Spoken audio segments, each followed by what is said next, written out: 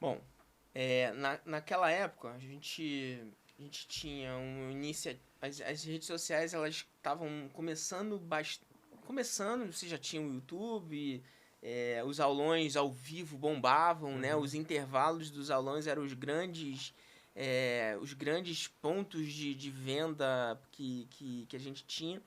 Mas, assim, hoje em dia, todo mundo virou produtor de conteúdo. Sim. Então a gente tem uma explosão de conteúdo enorme na internet. Uhum. Como é produzir conteúdo profissional? E aí, bom, a você que está nos assistindo, ou vai nos assistir, ou nos ouvir, entenda que quando eu estou falando no sentido de estrutura empresarial, você tem uma estrutura empresarial que deve ter aí mais de 200 colaboradores, Uhum. tem uma estrutura que está em diversos estados. Eu estou falando desse tipo de comparação. Uhum. Como competir com essa explosão de conteúdos amadores ou excelentes, mas amadores, sem trilha, Uhum. e você chegar no cliente final com uma proposta de trilha, com uma proposta de acompanhamento, de uma mentoria, mesmo que não seja ao pé da letra, mas uma mentoria no sentido de condução do aluno àquele propósito. Como é hoje o desafio de você entregar que há 10 anos atrás não tinha. Para você comprar uma câmera era Sim. sofrido. Sim, sim. Né? Então, hoje em dia não. Hoje em dia, com o celular, a pessoa acaba de postar aqui, faz uma aula, que é a maior parte das aulas que estão disponíveis, e o sonho hoje em dia de você monetizar é muito grande, então todo mundo sai jogando as aulas de graça lá, então, mas não Uhum. tem trilha. Os conteúdos são muito desconexos e assim, quando você tem uma empresa como o SESI, como diversas outras, mas como o SESI, aqui falando contigo, você tem todo um conteúdo arrumado, Uhum. arranjado, preparado para que o aluno possa chegar naquele objetivo. Como é competir? Uhum. Então, realmente a barreira de entrada diminuiu na parte de educação, né? Até essa semana teve a publicação de um artigo que eu fui coautor Sim. sobre a experiência docente em plataformas digitais, né? Então, quando a gente olha para Hotmart, olha para outros players nesse formato, a gente tem bastante coisa hoje nesse sentido. Mas, assim, acho que a chave é a curadoria mesmo.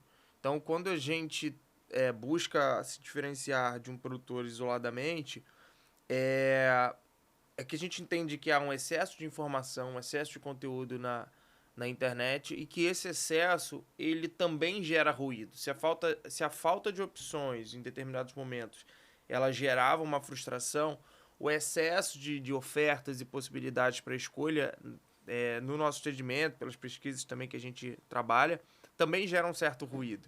Então, se imagina se preparar hoje para determinado concurso em que você tem, sei lá, 20 matérias, 15 matérias, e você for procurar individualmente cada um desses produtores. Você vai ter uma experiência de utilização totalmente diferente.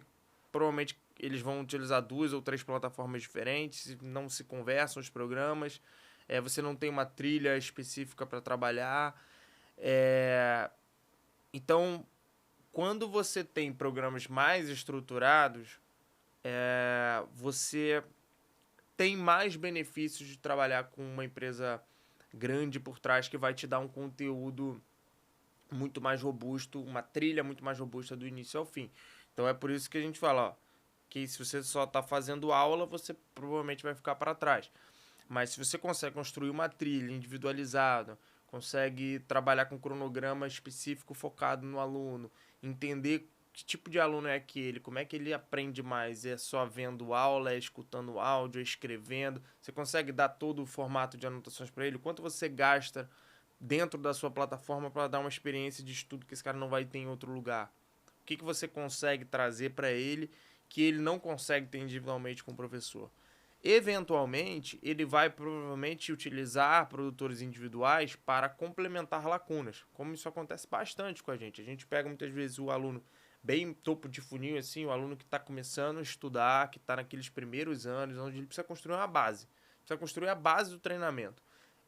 Para construir essa base de treinamento, muito possivelmente ele vai buscar uma empresa como a nossa, nossos concorrentes, etc., que vão poder dar uma base maior.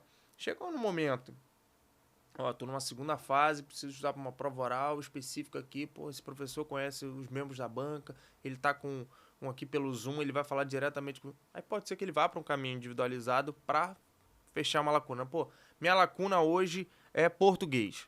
Ah, vou fazer um preenchimento de uma lacuna em português com determinado professor. Então, a gente convive bem com isso, porque lá atrás a gente sempre lançou os produtos dos nossos professores isoladamente, mas até mesmo num Pareto básico, a gente nunca teve muito... A gente nunca conseguia dar muito foco para esses lançamentos individuais. Então, lá a gente resolveu, ao invés de competir com isso, lidar com isso, né? A gente montou o Aprenda, que é um marketplace nosso, onde os nossos professores podem fazer os lançamentos individuais. E no SES a gente trabalha os lançamentos robustos que dependem de uma trilha para acontecer. É assim que eu diferencio essas duas partes.